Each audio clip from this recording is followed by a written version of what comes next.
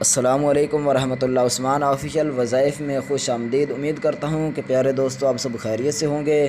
جس طرح آپ کو معلوم ہے کہ رمضان المبارک کا برکتوں اور رحمتوں والا مہینہ جاری و ساری ہے، اور رمضان کا یہ وظیفہ ہے، یہ وظیفہ ہم نے رمضان کے اندر کرنا ہے، اور اس وظیفے کے صدقے انشاءاللہ آپ کو اولاد اللہ تعالیٰ عطا کرے گا، اور بہت ہی زبردست وظیفہ ہے اور آزمایا ہوا وظیفہ ہے۔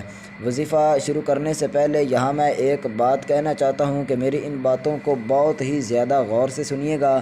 آج کا یہ وظیفہ بہت ہی پاورفل ہے۔ آپ نے رمضان کے مہینے میں یہ وظیفہ کرنا ہے۔ انشاءاللہ تعالی اللہ پاک آپ کو اس وظیفے کے صدقے اولاد عطا کرے گا۔ سب شادی شدہ جوڑوں کی یہی خواہش ہوتی ہے کہ اللہ پاک انہیں شادی کے بعد نیک اولاد ضرور عطا کرے، یعنی اپنی خزانوں میں سے ہمیں اولاد ضرور عطا کرے۔ اور جن دوستوں کی 5 سال 10 15 20 سے حتیٰ کہ جتنے بھی سال ہو چکے ہیں ان کی شادی ہوئی لیکن اولاد نہیں ہو رہی، تو انشاءاللہ اللہ تعالیٰ کے فضل و کرم سے جب آپ یہ وظیفہ کریں گے تو آپ کے گھر اللہ تعالیٰ کی نعمت جو ہے وہ ضرور آئے گی۔ تو چلیے آج وظیفے کی طرف اب چلتے ہیں۔ اس سے پہلے اگر آپ نے چینل کو سبسکرائب نہیں کیا تو جلدی سے چینل سبسکرائب کر دیں، تاکہ جو بھی ہم اسی طرح کی ویڈیو بھیجیں وہ آپ تک بآسانی پہنچ سکے۔ تو آپ نے کیا کرنا ہے کہ جس طرح رمضان المبارک کا برکت و رحمتوں والا مہینہ ہے، تو آپ نے صبح اٹھنا ہے سحری کے وقت، اور سحری سے پہلے آپ نے کم از کم 2 نوافل تہجد کے پڑھنے ہیں۔ زیادہ جتنے ہو سکے اس کی زیادہ فضیلت ہوگی، لیکن کم از کم آپ نے 2 نوافل پڑھنے ہیں۔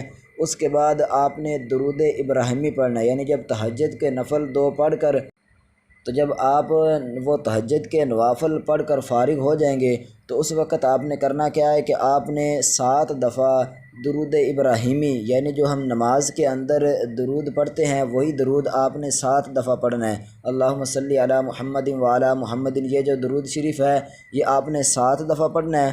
اور اس کے بعد پھر آپ نے 1000 مرتبہ کلمہ شریف پڑھنا ہے، لا الہ الا اللہ محمد الرسول اللہ، یہ کلمہ آپ نے 1000 مرتبہ پڑھنا ہے۔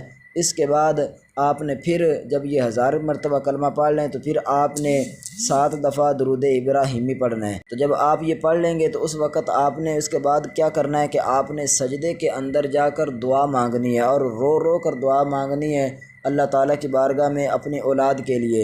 جب آپ اپنی اولاد کے لیے رو رو کر سجدے کے اندر دعا مانگیں گے تو انشاءاللہ اللہ تعالیٰ ضرور اپنے محبوب کے صدقے، اس ماہ مقدس کے صدقے اور اس کلمہ طیبہ کے صدقے آپ کو ضرور اولاد عطا فرمائے گا۔ تو جب آپ سجدے کے اندر پھر جب سجدے سے سر اٹھائیں تو پھر آپ نے پھر بھی جو ہے وہ اولاد کے لیے دعا مانگنی ہے۔ تو پھر اس کے بعد آپ نماز فجر ادا کریں اور فجر کے بعد پھر دعا مانگیں، تو انشاءاللہ اللہ تعالیٰ کے فضل و کرم سے آپ کو ضرور اولاد کی نعمت سے اللہ تعالیٰ نوازے گا، آپ کے گھر ضرور جو ہے وہ اولاد پیدا ہوگی۔ تو امید کرتا ہوں کہ آپ کو یہ وظیفہ پسند آیا ہوگا اور اس پر آپ عمل بھی ضرور کریں گے۔ تو ملتے ہیں انشاءاللہ نیکسٹ ویڈیو پر۔ اگر آپ کوئی بھی وظیفہ پوچھنا چاہتے ہیں تو آپ کمنٹ میں وہ وظیفے کا نام لکھ دیں، انشاءاللہ نیکسٹ ویڈیو جو ہوگی وہ ہم اسی وظیفے پر بنائیں گے۔ السلام علیکم ورحمۃ اللہ۔